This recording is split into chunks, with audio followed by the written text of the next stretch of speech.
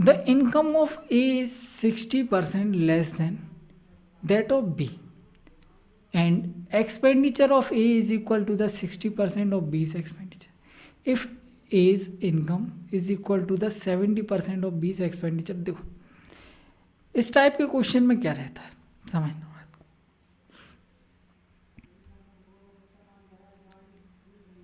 Income equals to expenditure plus saving आपको पता है। आप बोलोगे हाँ सर इसमें कौन सी बड़ी बात है, सबको पता है। ए और बी दो व्यक्तियों की बात हो रही है, ठीक है, बिल्कुल ठीक है। क्या दे रखा है, income of a is 60% less than that of b. 60% का मतलब होता है 3/5, लेस देन मतलब बी की इनकम अगर 5 है तो इससे 3 कम 2 इसकी इनकम। ये इन दोनों के बीच का रिलेशन, ए और बी की इनकम का रेशो, ठीक है, बिल्कुल ठीक है। दूसरा क्या दे रखा है, 60% ऑफ बीज एक्सपेंडिचर।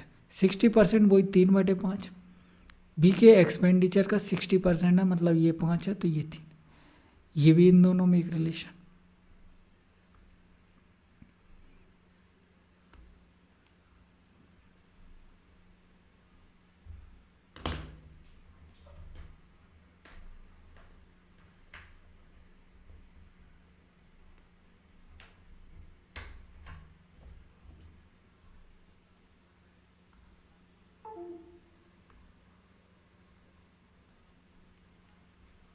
ठीक है, ये क्या है, इन दोनों के बीच का रिलेशन।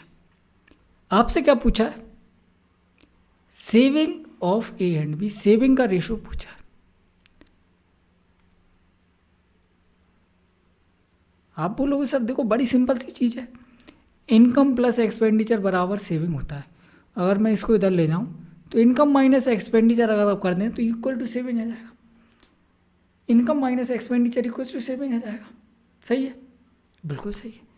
लेकिन यहाँ पे डायरेक्ट कैलकुलेशन नहीं कर सकते। क्यों नहीं कर सकते, क्योंकि ये एक अलग रेशो है, ये एक अलग रेशो है। अभी इन दोनों के बीच में कोई रिलेशन नहीं है, कोई रिलेशन नहीं है। तो पहले क्या करना पड़ेगा, इन दोनों के बीच में एक रिलेशन बैठाना पड़ेगा। कैसे बैठाएंगे, उसके लिए एक और तीसरी लाइन दी होगी, ये इसका यूज़ करके अपन इन दोनों के बीच में रिलेशन बैठाएंगे। तो पहले इसको समझते हैं, इसमें क्या दिया है। क्या दिया है, as income is equal to the 70% of b's expenditure, ये दिया है। इसको नीचे ले आओ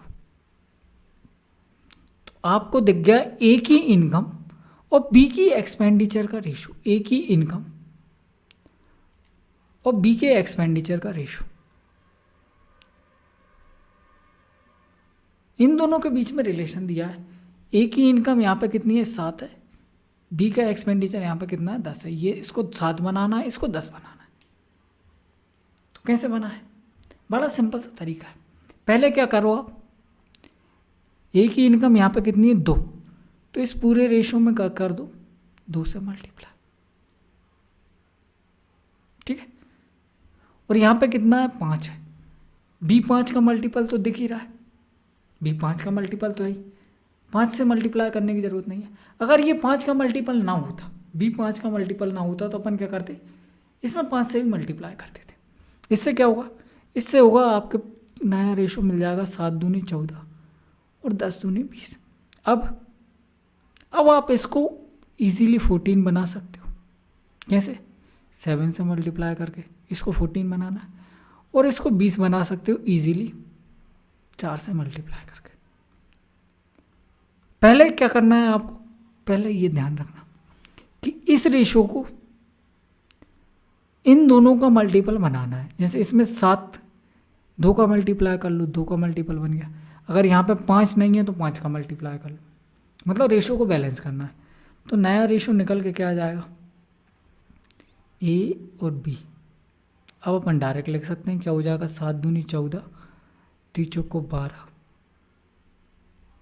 ये क्या आ जाएगा 2, 5 7 35, 5 चौको 20, क्या आ जाएगा 15।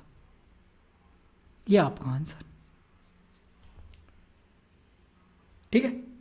कोई दिक्कत? यही पूछा है आपसे।